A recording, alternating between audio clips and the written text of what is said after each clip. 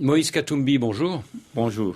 La présidentielle est prévue en novembre prochain, mais de plus en plus d'observateurs craignent que les délais ne soient pas respectés. Est-ce que vous partagez cette inquiétude ou pas? Vous savez, pour moi, je suis optimiste. Nous allons avoir les élections dans les délais constitutionnels. Vous savez, selon notre constitution, le président sortant n'a pas le droit de se représenter. Donc, au mois de décembre, le 19 décembre 2016, il y aura un autre président de la République. Alors, si les autorités annoncent dans les prochaines semaines ou prochains mois que l'élection doit être reportée, qu'est-ce que vous allez faire? Vous savez, d'abord, le peuple ne sera pas d'accord parce que le mandat du président de la République, c'est un mandat du peuple congolais et même la majorité présidentielle est d'accord avec moi sur ce point. Le président de la République n'a pas le droit d'avoir un troisième mandat ou une prolongation. Mais concrètement, qu'est-ce que vous ferez à ce moment-là? Nous sommes en pourparlers avec le Front citoyen, avec toutes les forces vives, pour que nous puissions commencer à avoir des marches pacifiques au mois de juillet. Pourquoi au mois de juillet? Parce que ça sera les vacances de nos enfants. Nous ne voulons pas, à cause de la politique, que nos enfants puissent rater l'année 2016.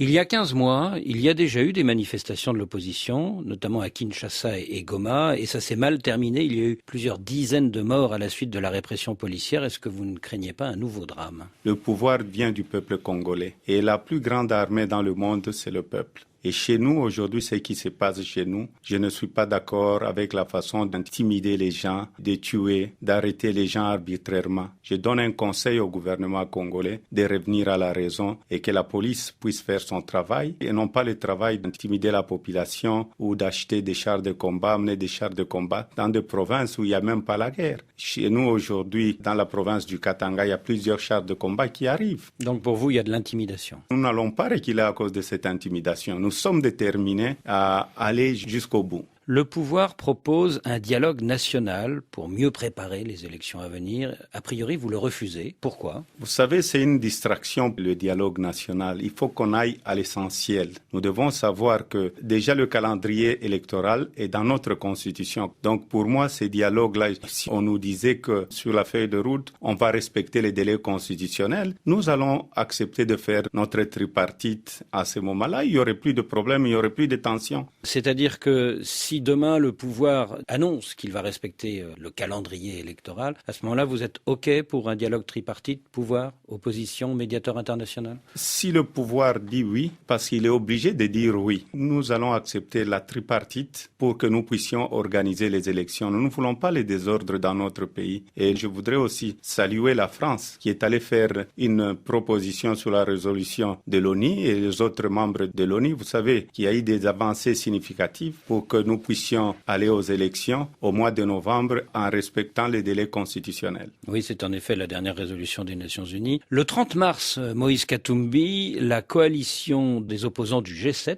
vous a demandé de vous présenter à la présidentielle en son nom, parce qu'à son avis, vous avez bien géré votre province du Katanga de 2007 à 2015 et parce que vous avez le profil idéal. C'est plutôt flatteur, non? Je prends acte de la proposition du G7 et je suis ici, moi-même, en consultation avec les autres forces vives de la nation et d'autres partis politiques d'opposition. Je venais de voir le président Tshisekedi pour que nous puissions avoir un candidat commun pour les élections de novembre 2016. Et après ma consultation ici en Europe avec les autres forces vives, je vais rentrer le plus vite possible au pays et donner la réponse officiellement au G7, le contenu de ma consultation en Europe. C'est ça. Pour l'instant, vous ne répondez pas à l'offre du G7 parce que vous voulez encore consulter et réfléchir. Et c'est dans ce sens que vous avez rencontré Étienne Tshisekedi. C'était le 4 avril à Bruxelles. Première question, comment va-t-il? Le président Tshisekedi va très bien. Nous sommes restés plus ou moins pendant 2 heures et demie. Donc le président Tshisekedi se porte bien. Il suivait bien les débats? Il suivait très bien les débats pendant les 2 heures et demie et il intervenait aussi dans le débat. Et il marche tout seul? Le président Tshisekedi marche tout seul. Il est très bien portant. Mais alors du coup, Moïse Katumbi, quelle est votre stratégie? Rassembler le maximum de forces politiques derrière vous pour que vous soyez désigné candidat commun de l'opposition pour novembre prochain, c'est ça? Vous savez, je suis en train de consulter tout le monde que nous puissions avoir un candidat commun. Ce candidat commun, est-ce que ça pourrait être quelqu'un d'autre? Est-ce que ça pourrait être Vital Kamerhe, par exemple? Vous savez, nous allons respecter nos consultations. Le candidat commun, ça peut être le président Tshisekedi, ça peut être